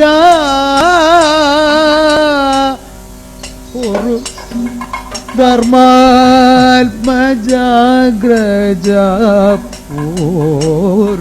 ധർമാത്മ. ആ പൊറുക്കൂ എന്ന് പറയുന്ന ഭാഗത്ത് പാടുന്നില്ല. കാരണം എന്താണെന്ന് വെച്ചാൽ അത് പറയുന്ന അമ്മയുടെ വായ മകൻ വന്ന് പൊത്തിപ്പിടിച്ചിരിക്കുക. ആ സമയത്ത് അദ്ദേഹം അതങ്ങോട്ട് പാടില്ല. ശിങ്കിടി പാടുകയാണെങ്കിൽ നിർത്താൻ പറയും. പിന്നെ ഈ ആത്മജ പൊറുക്കൂ എന്നുള്ള വഴി രണ്ടാമത് അദ്ദേഹം എടുത്ത് പാടില്ല. ഈ ബാക്കിയുള്ള ഭാഗം മാത്രമേ പാടുള്ളൂ. ഇത് പക്ഷേ ഒരു പക്ഷേ എല്ലാവരും പറയാറുള്ളതല്ല, മറ്റത് സ്ഥിരമായിട്ട് പറയും. ഇങ്ങനത്തെ അരങ്ങത്തേക്ക് പാകപ്പെട്ടിട്ടുള്ള കുറേ ശീലങ്ങളുണ്ടായിരുന്നു അദ്ദേഹത്തിന്.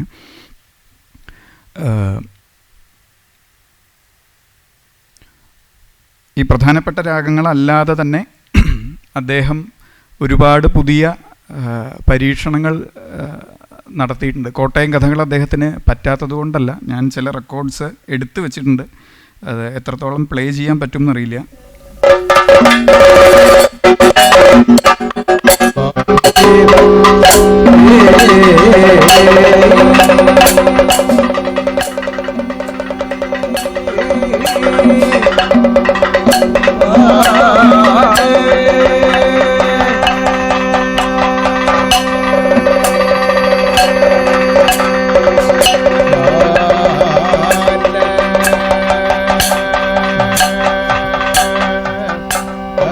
ആശാൻ്റെ ചൊല്ലിയാട്ടത്തിന് അദ്ദേഹം നരകാസുരത്തിലെ പാടി പതിഞ്ഞ പദം പാടുന്നതാണ്. ഇത് ഒരുപക്ഷെ എല്ലാവർക്കും യൂട്യൂബിൽ നോക്കിയാൽ കാണാം. ഇന്ന് അദ്ദേഹത്തിൻ്റെ നമ്മൾക്ക് ബാക്കിയുള്ളതായി ഉള്ള വളരെ, എനിക്ക് തോന്നുന്നു ഏറ്റവും ചെറുപ്പത്തിലുള്ള ഒരു വീഡിയോ ഇതായിരിക്കും എന്നാണ് എൻ്റെ വിശ്വാസം. ഇതിൽ പത്മാശാന് കൂടെ അദ്ദേഹം പാടിയിട്ടുള്ളതുണ്ട്. നവരസം പതിഞ്ഞ പദം, നല്ലാർകൂടം. ഇത് പാടി പതിഞ്ഞ പദമാണ്. നരകാസുരവധത്തിലെ കേകി അടക്കമുണ്ട്. ഇതിൽ രാമട്ടിയാശാൻ്റെ ചൊല്ലിയാട്ടത്തിനാണ് അദ്ദേഹം പാടുന്നത്. ഞാൻ അരങ്ങത്ത് ഇങ്ങനെ കണ്ടിട്ടില്ല.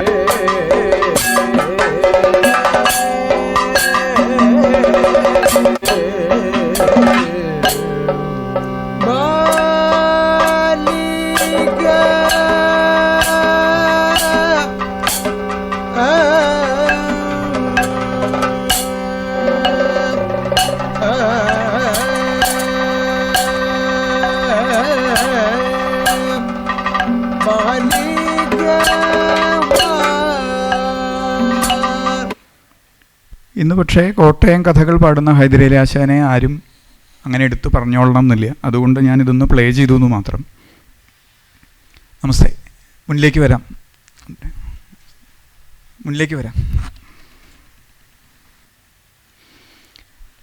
ഇതുപോലെ പെട്ടെന്ന് എല്ലാവരും ഓർമ്മിക്കുന്ന, അല്ലെങ്കിൽ ഇന്നും നമ്മുടെയൊക്കെ ഓർമ്മകളിൽ തങ്ങി നിൽക്കുന്ന ചെറിയ കുറച്ച് പദങ്ങൾ കൂടി പറഞ്ഞ് അത് വിട്ടുപോകാതെ ഞാൻ എഴുതി വെച്ചിട്ടുണ്ട്. പക്ഷെ ഇന്ന് കളി തുടങ്ങേണ്ടതുള്ളത് കൊണ്ട് ഓൾറെഡി സമയം 5:37 വളരെ പെട്ടെന്ന് ഓരോന്നിലേക്ക് പോവാം.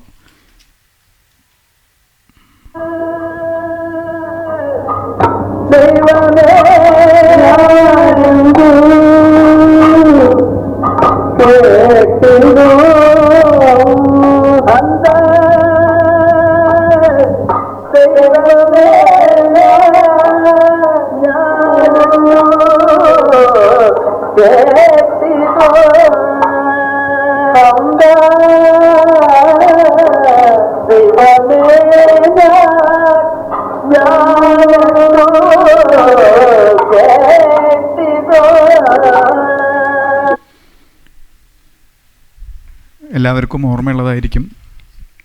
ഇതിൽ കൂടെ പാടിയിട്ടുള്ള കലാനിലയ ഉണ്ണീഷ്ണാശാനാണ്. ഒരുപക്ഷെ ഇത്ര ഭാവതീവ്രമായി ഈ പദം ഒരുപക്ഷെ ഇന്ന് നമുക്ക് കേൾക്കാൻ പറ്റിക്കൊള്ളണം എന്നില്ല. അന്നത്തെ ആ ഒരു കോമ്പിനേഷൻ, കഥാപാത്രങ്ങളും നടൻ, വാദ്യക്കാർ, മേളക്കാർ, പാട്ടുകാർ, ആ ഒരു കോമ്പിനേഷൻ ഒരുപക്ഷെ അന്നത്തെ ഏറ്റവും അധികം കഥകൾ ആവർത്തിച്ചെല്ലാവരും ആവശ്യപ്പെട്ടിരുന്നത് ഈ കർണശപഥമായിരുന്നു. അപ്പം അദ്ദേഹത്തിൻ്റെ എടുത്തു പറയുന്നൊരു പദമാണിത്. രാഗം മാറ്റുക എന്ന് പറയുമ്പോൾ എത്ര എണ്ണം മാറ്റി എന്നുള്ളതിലല്ല. അദ്ദേഹം രാഗം മാറ്റുന്ന സമയത്ത് പലപ്പോഴും പുതിയതായിട്ട് ഒരു കമ്പോസ് ചെയ്യുന്ന സമയത്ത് നമുക്ക് വരുന്ന ആ രാഗത്തിൻ്റെ ഭാവത്തിന് വേണ്ടി നമ്മൾ അക്ഷരം വയ്ക്കുന്ന സ്ഥലം മാറിപ്പോവും. അപ്പോൾ എന്തു പറ്റും എന്ന് വെച്ചാൽ കേൾക്കുന്ന ആളുകൾക്ക് ഈ രാഗം ഈ പദത്തിന് ചേരുന്നില്ല എന്നുള്ള ഒരു തോന്നലുണ്ടാവും. പക്ഷേ ഹൈദരലി ആശാൻ എവിടെയൊക്കെ മാറ്റിയിട്ടുണ്ടോ അതിൽ ഞാൻ കേട്ടിടത്തോളം ഈ രാഗത്തിൻ്റെ ഭാവം കൊണ്ടുവരാൻ വേണ്ടി അദ്ദേഹം അക്ഷരങ്ങളെ വെക്കേണ്ടിടത്ത് വെക്കാതിരുന്നിട്ടില്ല. ഇന്ന് ഇവിടെ വന്ന സമയത്ത് എല്ലാവരും കേട്ടിട്ടുണ്ടാവും ഒരു ബഹുധാരി, അതിലും രാജീവേട്ടനാണ് കൂടെ പാടിയിട്ടുള്ളത്. ആ പദം കേട്ടവർക്കും അറിയാം. നമ്മൾക്ക് കേട്ട് കഴിഞ്ഞാൽ ഈ രാഗം ഇതിൽ തന്നെയാണ് ഇത്രയും കാലം ഈ പദം പാടിയിരുന്നത് എന്നൊരു തോന്നലുണ്ടാവും. കാരണം ഈ രാഗം വന്നതുകൊണ്ട് ആ കാലപ്രമാണം ഒന്ന് വലിക്കുകയോ അതല്ലെങ്കിൽ അക്ഷരം വെക്കുന്നത് ആ ഇടത്തുനിന്ന് മാറ്റുകയോ ഒന്നും ചെയ്തിട്ടില്ല. അപ്പോൾ വളരെ ദുർലഭമായിട്ടാണ് കാര്യപ്പെട്ട മാറ്റങ്ങൾ താരതമ്യേന ചെയ്തിട്ടുള്ളൂ. പക്ഷേ ചെയ്തിട്ടുള്ളതെല്ലാം ഇതിനു മുമ്പുള്ള ചർച്ചകളിലും രാജീവേട്ടനടക്കം പറഞ്ഞിട്ടുണ്ട്. അദ്ദേഹത്തിൻ്റെ കൂടെ പാടുന്ന സമയത്ത് ഈ രാഗം മാറ്റിയത് വളരെ ഭംഗിയായിട്ട് നമ്മളെ കൂടെ കൊണ്ടുപോകാൻ, കേട്ടുപാടാൻ തക്ക വിധത്തിൽ ഇത് സ്ഥിരം ഉപയോഗിക്കുന്നതാണ് എന്നുള്ളൊരു രീതിയിലാണ് അദ്ദേഹം പ്രകടിപ്പിക്കുക. എല്ലാ സഹഗായകർക്കും എനിക്ക് വ്യക്തിപരമായിട്ടറിയാം, ഹൈദരലി ആശാൻ്റെ കൂടെ പാടുക എന്ന് പറഞ്ഞാൽ എല്ലാവർക്കും വലിയൊരു മോഹമായിരുന്നു. അതൊരു ഒരു മത്സര ബുദ്ധി പോലും ഉണ്ടായിരുന്നു എൻ്റെ പരിചയമുള്ള 2 യുവഗായകർക്ക്. ആശാൻ്റെ കൂടെ പാടാൻ ഞാനാണ് വേണ്ടത്. കാരണം സ്വതവേ എല്ലാ ആശാന്മാരുടെയും കൂടെ പാടാൻ ശിഷ്യർക്കോ അല്ലെങ്കിൽ മറ്റ് ജൂനിയേഴ്സിനോ പേടിയാണ് ഉണ്ടാവുക. ഇവിടെ ഹൈദരാലി ആശാൻ്റെ കൂടെ പാടാൻ ഒരു മത്സരം തന്നെ അന്നത്തെ യുവഗായകരിൽ ഉണ്ടായിരുന്നു. അതൊക്കെ കൂടെ പാടിയിട്ടുള്ള ആൾക്കാർക്ക് വ്യക്തിപരമായി അറിയുന്നതാണ്. ഒരു രാഗം കൃത്യമായി ആദ്യത്തെ ആവർത്തിയിൽ തന്നെ ആ രാഗം മനസ്സിലാവും. കുറച്ച് ശ്രദ്ധിച്ചിട്ടുണ്ട് എന്നുണ്ടെങ്കിൽ കൂടെ പാടാൻ പറ്റും. ആ രീതിയിലായിരുന്നു അദ്ദേഹത്തിൻ്റെ മാറ്റങ്ങൾ വരുത്തിയിട്ടുള്ളത്.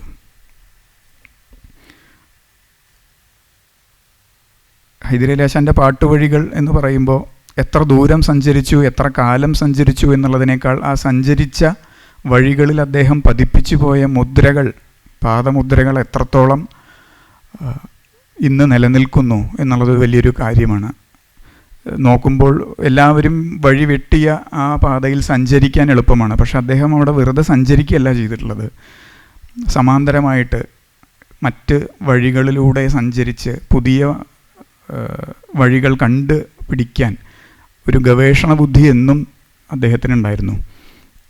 അവസരങ്ങളുടെ കുറവ് കൊണ്ടോ മറ്റോ അദ്ദേഹം നൃത്തത്തിന് അകമ്പടി പാടാൻ പോയിട്ടുണ്ട്. പല സമയത്തും ഇതര ഗാനശാഖകളുമായി അടുത്ത ബന്ധം പുലർത്തിയിട്ടുണ്ട്. അതൊക്കെയായിരിക്കാം അദ്ദേഹം സ്വന്തമായിട്ട് കീർത്തനങ്ങൾ, വർണ്ണങ്ങൾ, അതല്ലെങ്കിൽ തില്ലാനകൾ ഒക്കെ സ്വരപ്പെടുത്തിയ സമയത്ത് സാരമതി, ഹമീർ കല്യാണി, സിന്ധു ഭൈരവി ഇതുപോലെയുള്ള ഉരുപ്പടി രാഗങ്ങളാണ് ഉപയോഗിച്ചിട്ടുള്ളത്. എന്നാൽ അത് കേട്ടാൽ ഇതൊരു കഥകളി പദം പാടുന്ന അല്ലെങ്കിൽ ഒരു കഥകളി ഭാഗവതർ ചിട്ടപ്പെടുത്തിയതാണ് എന്ന് വിശ്വസിക്കാൻ പോലും പറ്റാത്ത തരത്തിലുള്ള വർണ്ണവും അല്ലെങ്കിൽ അതിൻ്റെ മിട്ട്, അതിൻ്റെ തില്ലാനയുടെ മിട്ട്. സാരമതിയിലുള്ള ഒരു വർണ്ണമുണ്ട്. ഇതൊക്കെ ഈ യൂട്യൂബിൽ അവൈലബിൾ ആണ്. അതൊക്കെ തിരഞ്ഞ് കണ്ടുപിടിച്ച് അപ്ലോഡ് ചെയ്തവർക്കുള്ള ക്രെഡിറ്റാണ് ഇതെല്ലാം. ഇതൊന്നും ഞാൻ സഞ്ചയിച്ചിട്ടുള്ളതല്ല. പക്ഷേ ഇന്നിതൊക്കെ കേൾക്കാൻ കാരണം ഇദ്ദേഹം അത് ചെയ്തു വെച്ചിരുന്നു. കുറച്ച് ശുഷ്കാന്തിയുള്ള ആൾക്കാർ ഇതൊക്കെ റെക്കോർഡ് ചെയ്ത് വെച്ചത് കൊണ്ടാണ് ഇന്നിത് കേൾക്കാൻ പറ്റുന്നത്.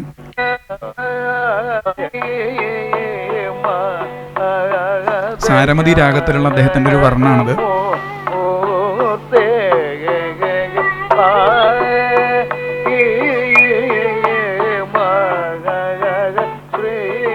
ഇതിൽ ഒന്നാം കാലം കേട്ടാൽ അതിൽ പ്രത്യേകതയൊന്നും ഇല്ലാത്തൊരു വർണ്ണമാണ്. പക്ഷെ ഒന്നാം കാലം കഴിഞ്ഞാൽ എന്താണ് സംഭവിക്കുന്നത് ഒന്ന് കേട്ടു നോക്കും.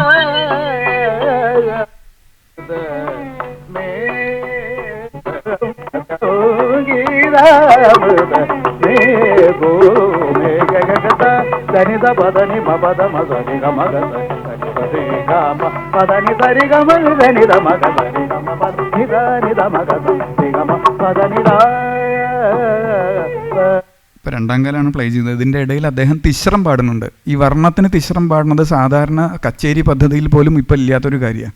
ഇത് ഇദ്ദേഹം രചിച്ച ഈ വർണ്ണത്തിന് ഇതിൽ തിശ്രം പാടി വെച്ചിട്ടുണ്ട്. അത് സാധാരണ പാടാൻ നല്ല ബുദ്ധിമുട്ടാണ്. അരങ്ങത്ത് പാടാൻ അതിലും അധികം ധൈര്യം വേണം. അത് കഴിഞ്ഞ് രണ്ടാം കാലം ഈ ചരണം എത്തുമ്പോഴേക്കും നേരെ രണ്ടാം കാലത്തിലേക്കാണ്. അത് കേട്ട് കഴിഞ്ഞാൽ ഇത് ഒരു കഥകളിപ്പാട്ടുകാരൻ ചിട്ടപ്പെടുത്തിയ വർണ്ണമാണെന്ന് വിശ്വസിക്കാൻ നല്ല ബുദ്ധിമുട്ടാണ്.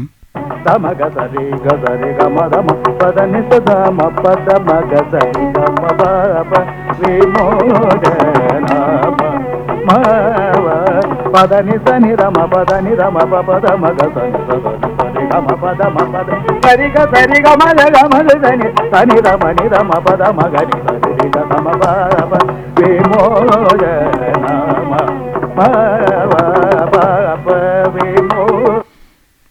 ഇത് വയലിൻ്റെയും മൃദംഗത്തിൻ്റെയും കൂടെയാണ് പാടിയിട്ടുള്ളത്.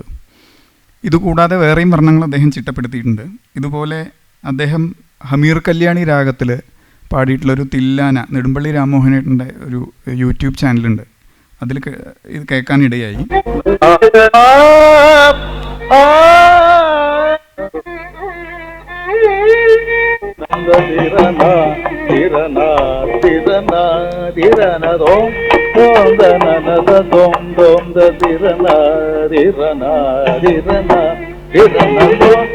ഇതിനെത്ര വെറൈറ്റി പാടുന്നതെന്നൊന്ന് കേട്ടു നോക്കും. ിരന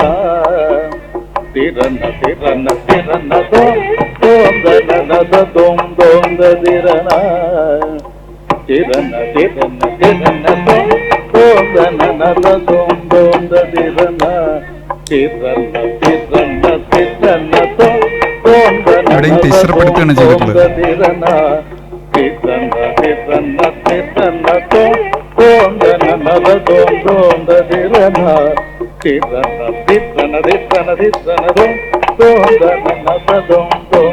ഇവിടെ തിശ്രപ്പെടുത്തുന്നു ചതുരശ്രത്തിലുള്ളതിനെ, അത് കഴിഞ്ഞ് തിശ്രം കഴിഞ്ഞ് അതിൻ്റെ മേൽക്കാലം തിശ്ര ചതുരശ്രം, ഇങ്ങനെ സങ്കീർണമായിട്ടുള്ള ഒരുപാട് താളത്തിൻ്റെ ചെറിയ ചില ട്രിക്കുകളൊക്കെ ഈ തില്ലാനയിൽ അദ്ദേഹം ഉപയോഗിച്ചിട്ടുണ്ട്. അപ്പോൾ ഇതൊക്കെ കഥകളിക്ക് ആവശ്യമാണോ എന്ന് ചോദിച്ചാൽ കഥകളിക്ക് ആവശ്യമല്ല. പക്ഷേ ഒരു കഥകളിക്കാരൻ എന്നുള്ള നിലയ്ക്ക് അദ്ദേഹം അരങ്ങത്ത് നമ്മൾ കണ്ടിട്ടുള്ള എല്ലാ പ്രയോഗങ്ങളുടെയും പിന്നിൽ വലിയ അന്വേഷണം ഉണ്ടായിരുന്നു, നല്ല എക്സ്പോഷർ ഉണ്ടായിരുന്നു, ഗവേഷണ ബുദ്ധി ഉണ്ടായിരുന്നു. ഒരുപക്ഷെ അങ്ങനെയൊക്കെ അദ്ദേഹം സഞ്ചയിച്ചെടുത്തിട്ടുള്ള കഴിവുകളുടെയും അല്ലെങ്കിൽ അറിവുകളുടെയും ഒക്കെ ഒരു ആകത്തുകയാണ് അരങ്ങത്ത് നമ്മൾ കേട്ടിട്ടുള്ളത്. ഞാൻ പറഞ്ഞു വന്നതിൻ്റെ അല്ലെങ്കിൽ കരുതി വന്നതിൻ്റെ ഒരു പകുതി ആയിട്ടേ ഉള്ളൂ. ഇതുപോലെ ഓരോ പദങ്ങളെടുത്താലും ഓരോ രാഗങ്ങളെടുത്താലും അതിലൊക്കെ ഒരു ഹൈദരാലിയുടെ ഒരു സ്റ്റാമ്പ്, അത് 1 മിനിറ്റ് പാടി ഒരു പന്തുവരാളി ഞാനതിൽ സേവ് ചെയ്തിട്ടുണ്ട്. അതിപ്പോൾ പ്ലേ ചെയ്യാനുള്ള സമയമില്ല, ആകെ 1 മിനിറ്റേ ഉള്ളൂ. ആ പന്തുവരാളിയിൽ തന്നെ ഞാൻ നേരത്തെ പറഞ്ഞ പോലെ തന്നെ ഷഡ്ജവും പഞ്ചവും ഒഴിവാക്കിയിട്ടുള്ള ഒരു പ്രയോഗം പാടി ആ 1 മിനിറ്റിൻ്റെ ഉള്ളിൽ പന്തുവരാളി മുഴുവൻ വന്നു. കൂടാതെ ഒരു ഹൈദരാലിയുടെ ഒരു ടച്ച് ആ രാഗത്തിൽ 1 മിനിറ്റ് ആണെങ്കിൽ ആ 1 മിനിറ്റിലും ഉണ്ടായിരുന്നു. ഇതുപോലെ ഒരു അരമണിക്കൂർ കൊണ്ട് പറഞ്ഞ് തീർക്കാവുന്നതല്ല, പറഞ്ഞ് പ്രകടിപ്പിക്കാവുന്നതുമല്ല. പക്ഷേ തൃശ്ശൂർ ക്ലബ്ബ് പോലെ ഉള്ള ഒരു സ്ഥാപനം ഇതുപോലെയുള്ള അനുസ്മരണം എന്ന് ഞാൻ പറയുന്നില്ല, ആസ്വാദനങ്ങൾ എന്ന് പറയാനാണ് എപ്പോഴും ഇഷ്ടം. കാരണം എന്താണെന്ന് വെച്ചാൽ 20 വർഷം കഴിഞ്ഞു പോയി എന്നിപ്പോഴും വിശ്വസിക്കാൻ പറ്റുന്നില്ല. കാരണം അത്രയും സജീവമായിട്ടുള്ള സംഗീതമാണ് ഇന്നും നിലനിൽക്കുന്നത്. അപ്പോൾ അദ്ദേഹത്തിൻ്റെ ഒരു പ്രത്യേകതയും കൂടിയും പറയാം. അദ്ദേഹം ചെയ്യുന്ന കാര്യങ്ങളിലുള്ള തികഞ്ഞ അഭിമാനവും അതിൻ്റെ എല്ലാ കോൺഫിഡൻസും ഉണ്ടായിരുന്നത്. 4 ആളോട് ചോദിച്ചു കഴിഞ്ഞാൽ അഭിപ്രായം ചോദിക്കാൻ ഒട്ടും ബുദ്ധിമുട്ടുണ്ടായിരുന്നില്ല. എങ്ങനെ ഉണ്ടായിരുന്നു എന്ന് ചോദിക്കും.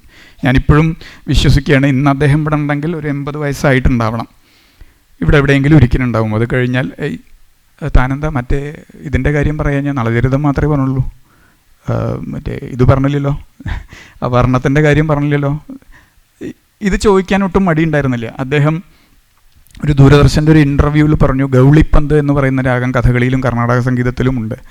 പക്ഷേ കർണാടക സംഗീതത്തിൽ അത് പ്രതിമധ്യമമായിട്ടാണ് ഉപയോഗിക്കുന്നത്, കഥകളിയിലാണെങ്കിൽ വെച്ചാൽ ശുദ്ധമധ്യമമാണ്. ഇത് വിളിച്ച് മൊബൈലിൽ വിളിക്കാനുള്ള സ്വാതന്ത്ര്യം ഉണ്ടായിരുന്നു. അദ്ദേഹത്തിനെ വിളിച്ച് ചോദിച്ചു. അതല്ല, തിരൂര് നമ്പീശൻ പറഞ്ഞിട്ടുണ്ട് പണ്ട് ഇത് ശുദ്ധമധ്യമം മാത്രമേ ഉണ്ടായിരുന്നുള്ളൂ. അങ്ങനെയും അതിനൊരു വ്യാഖ്യാനമുണ്ട്. പിന്നീട് വന്നതായിരിക്കാം, ഇപ്പം അത് മുഴുവൻ പറയാനുള്ള സമയമില്ല. അന്നത് വിട്ടു, ഇനി എപ്പോഴെങ്കിലും ചോദിക്കാം എന്ന് വിചാരിച്ചു. പക്ഷേ അതിനുള്ളൊരവസരം പിന്നെ ഉണ്ടായില്ല. പക്ഷേ ഈ കഴിഞ്ഞ ആഴ്ച ഒരു ഗൗളിപ്പന്തിലൊരു കൃതി പഠിച്ചപ്പോൾ, ചില ഗ്രന്ഥങ്ങൾ തിരഞ്ഞു നോക്കിയപ്പോൾ അതിൽ എഴുതിയിട്ടുണ്ട്, പുരാതന കാലത്ത് ഇത് ശുദ്ധമധ്യമ രാഗമായി മായാമാളവുകളുടെ ജന്യമായി ലക്ഷണ ഗ്രന്ഥങ്ങളിൽ രേഖപ്പെടുത്തിയിട്ടുണ്ടെന്ന്. ഇതെങ്ങനെ അന്ന് ഇത്രയധികം പരിമിതമായ സാഹചര്യങ്ങളിൽ ഇരുന്ന് അന്ന് ഹൈദരാലി ആശാൻ എന്ത് ചോദിച്ചാലും ഒരു ഉത്തരം ഉണ്ടാവും. ആ ഉത്തരം നമുക്ക് വേണമെങ്കിൽ സ്വീകരിക്കാം, അല്ലെങ്കിൽ പുറന്തള്ളാം. പക്ഷേ കലാമണ്ഡലം ഹൈദരാലി എന്ന് പറയുന്ന വ്യക്തിയുടെ പ്രഭാവത്തിനെ നമുക്ക് അവഗണിക്കാൻ പറ്റാത്ത തരത്തിൽ അദ്ദേഹം ഈ മേഖലയിൽ വിരാജിച്ചിരുന്നു. അദ്ദേഹം എഴുതിയൊരു വർണ്ണത്തിൻ്റെ കോപ്പിയൊക്കെ എനിക്ക് തന്നിട്ടുണ്ട്. ഇതെന്താ ചെയ്തത്, ഞാനിത് ഇതിനി നേരെയാക്കണം, എനിക്കറിയാം ഇതിലെന്തൊക്കെയോ കുറച്ച് കുറവുകളുണ്ടെന്ന്. അപ്പോൾ ഞാൻ നടേശൻ മാഷയുടെ അടുത്താണ് പഠിക്കണമെന്ന് പറഞ്ഞപ്പോൾ താൻ അടുത്ത തവണ തൃശ്ശൂർ പോകുമ്പോൾ ഇതൊന്ന് കൊടുത്തിട്ട് ഇതിൻ്റെ തെറ്റൊന്ന് തിരുത്തി തരാൻ പറയണം. അങ്ങനൊരു തെറ്റ് തിരുത്തലൊന്നും, അത് ചോദിക്കാനുള്ള ധൈര്യമൊന്നും, എൻ്റെ ഗുരുനാഥൻ്റെ അടുത്ത് ചോദിക്കാനുള്ള ധൈര്യമൊന്നും എനിക്കുണ്ടായിരുന്നില്ല. അതുകൊണ്ട് ഞാൻ കാണിച്ചു കൊടുത്തു, തെറ്റ് തിരുത്തണമെന്നൊന്നും പറഞ്ഞില്ല. നന്നായിട്ടുണ്ടെന്ന് പറഞ്ഞേക്ക് എന്ന് പറഞ്ഞു. പക്ഷേ ഹൈദരാലിയാശനോട് അത് പറഞ്ഞില്ല. പക്ഷേ പിന്നെ കണ്ടപ്പോൾ ചോദിച്ചു. അന്ന് ഇത് കോട്ടക്കൽ വെച്ചിട്ടുണ്ടായി. അങ്ങാടിപ്പുറത്ത് കളിക്ക് കണ്ട സമയത്ത് എൻ്റെ പിന്നിൽ വന്ന് തോണ്ടിയിട്ട് ചോദിച്ചു, നടേശൻ മാഷ്ക്ക് അത് കൊടുത്തു, വർണ്ണം കൊടുത്തു. അപ്പോൾ വലിപ്പച്ചെറുപ്പമില്ലാതെ സൗഹൃദങ്ങൾ സൂക്ഷിക്കാനുള്ള അദ്ദേഹത്തിൻ്റെ കഴിവിനെക്കുറിച്ച് പറഞ്ഞതാണ്. എനിക്കറിയാം സമയം വൈകി, പക്ഷേ ഇന്നും വളരെ സജീവമായിട്ടുള്ള സംഗീതം നമ്മളുടെയൊക്കെ ഓർമ്മകളിൽ ഉണ്ടാവും. അത് അദ്ദേഹം എഴുതിയിട്ടുള്ളൊരു കത്തിൽ ഒരു 60 വയസ്സെങ്കിലും ആവാതെ എൻ്റെ ഒരു സമാദര സമ്മേളനത്തിനോ ഒരു ഡോക്യുമെൻ്ററിക്കോ ഒന്നും ഞാൻ മാനസികമായി തയ്യാറെടുത്തിട്ടില്ല. എനിക്ക് കലാലോകത്തിന് ഇനിയും ഒരുപാട് ചെയ്യാൻ ബാക്കിയുണ്ട്. ഇനിയും അർഹതകളും അംഗീകാരവും വന്ന് ഒരു ഷഷ്ടിപൂർത്തിയെങ്കിലും കഴിഞ്ഞതിന് ശേഷം മാത്രമേണ് അത്തരത്തിലുള്ള ഒരു ആഘോഷത്തിനെയൊക്കെ കുറിച്ച് ഞാൻ ചിന്തിക്കുന്നുള്ളൂ എന്ന് അദ്ദേഹം വ്യക്തിപരമായിട്ട് എഴുതിയ ഒരു കത്ത് വായിക്കാനിടയായി. ഇന്നത്തെ കാലത്ത് അങ്ങനൊരു ഹൈദരലി ആശാനെ പോലെ പ്രതിഭാസമ്പന്നനായിട്ടുള്ള ഒരാളുടെ മനസ്ഥിതിയാണ് ഞാൻ ഈ പറഞ്ഞത്. 60 വയസ്സ് തികഞ്ഞില്ല. ഇന്നിപ്പോൾ ഉണ്ടായിരുന്നെങ്കിൽ 80 വയസ്സാകുമായിരുന്നു. പക്ഷേ സംഗീതം ഇപ്പോഴും നിത്യയൗവനത്തോടുകൂടി നമ്മുടെ ഇടയിലുണ്ട്. അദ്ദേഹത്തിൻ്റെ ഓർമ്മകൾക്കും സംഗീതത്തിൻ്റെയും മുന്നിൽ ശിരസ് കുനിച്ചുകൊണ്ട് എന്നെ ആവുന്ന വിധം അദ്ദേഹത്തിനെ ഓർമ്മിച്ചെടുക്കാൻ ശ്രമിച്ചിട്ടുണ്ട്. അതിന് എല്ലാവരും കേട്ടിരുന്ന എല്ലാവർക്കും എൻ്റെ സന്തോഷം അറിയിക്കുന്നു. നമസ്തേ. നന്ദി പറയുന്നതിന് വേണ്ടി club joint secretary Shri Gopikrishnan ക്ഷണിച്ചു. നമസ്കാരം. വ്യത്യസ്തമായ 2 പരിപാടികളായിരുന്നു. ഒന്ന് ചിരിക്കൂ ഒരിക്കൽ കൂടി എന്ന് പറഞ്ഞൊരു പരിപാടി, സിനിമാ ഗാനങ്ങളെ കഥകളി അവതരണത്തിലൂടെ അവതരിപ്പിച്ച, അല്ലെങ്കിൽ അത് താല്പര്യമുള്ളവർക്ക് ആസ്വദിക്കാൻ പറ്റുന്ന രീതിയിലുള്ളൊരു പരിപാടിയായിരുന്നു. അത് ഇവിടെ അവതരിപ്പിച്ച കലാമണ്ഡലം വിജയകുമാർ അവർക്ക് ക്ലബിൻ്റെ പേരിലുള്ള പ്രത്യേക നന്ദി അറിയിക്കുന്നു. അത് കഴിഞ്ഞു വന്ന ഈ കലാമണ്ഡലം ഹൈദരാലി അനുസ്മരണം, ഇത്രയും ഗഹനമായ ഒരു പഠനം ഇവിടെ ചെയ്ത വളരെ ഗൗരവപരമായിട്ട്, അതായത് നമ്മൾ ക്ലബ്ബ് ഒരു ആവശ്യം ഉന്നയിച്ചപ്പോൾ അതിനത്രയും സീരിയസ് ആയിട്ട് സമീപിച്ച് ആത്മാർത്ഥമായി ഇവിടെ പരിപാടി അവതരിപ്പിച്ച രഞ്ജിത്തിന് പ്രത്യേകം നന്ദി പറയുന്നു. കൂടെ ഇവിടെ കവിത ആലാപനം നടത്തിയ മേധയ്ക്കും മേധയുടെ കൊണ്ടുവന്ന മേധയുടെ രക്ഷിതാക്കൾക്കും ക്ലബിൻ്റെ പേരിലുള്ള പ്രത്യേകം നന്ദി അറിയിക്കുന്നു. ഇന്നത്തെ അനുസ്മരണത്തിൽ പങ്കെടുത്ത പ്രസിഡന്റ് ശ്രീ രാധാകൃഷ്ണൻ അവർ, സെക്രട്ടറി പ്രശാന്ത് എന്നിവർക്കും നന്ദി അറിയിച്ചുകൊണ്ട് ഈ ഹൈദരാലി അനുസ്മരണം ഇവിടെ അവസാനിക്കുകയാണ്. ഉടനെ തന്നെ കഥകളി ആരംഭിക്കുന്നു.